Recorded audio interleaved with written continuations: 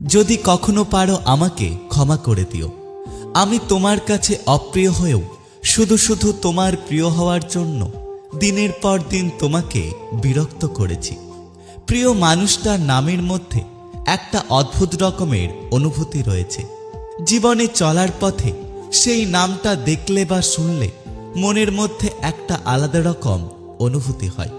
কেউ কেউ স্বপ্নের জন্য পরিবার ছাড়ে, আবার কেউ পরিবারের জন্য স্বপ্ন ছাড়ে, আবার অনেকেই আছে যারা এই দুটোর জন্য দুনিয়া ছেড়ে দেয়।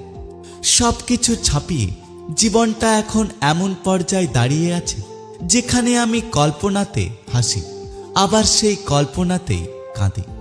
সময় বদলে গেছে, তুমিও সেই সময়ের সাথে বদলে গেছো।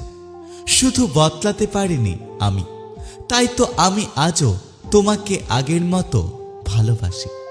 একটা ছেলে কখনো ইচ্ছাকৃতভাবে নিজে নিজে খারাপ হয় না। প্রিয় মানুষটার দেওয়া কষ্ট আর অবহেলাগুলো তাকে নষ্ট করে দেয়।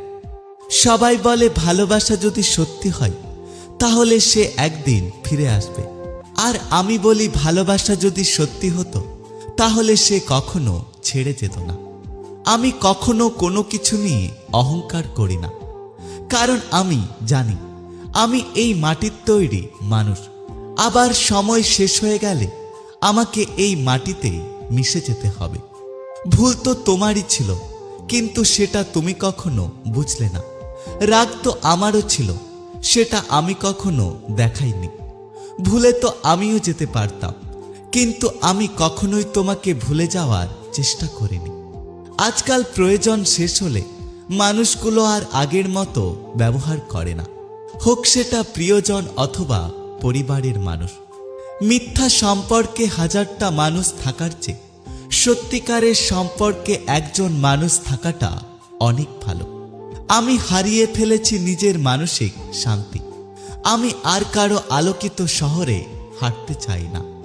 এই শহরে সবাই কষ্টে আছে, কেউ হয়তো প্রকাশ করে, আবার কেউ সেটাকে হাসি দিয়ে লুকিয়ে রাখে।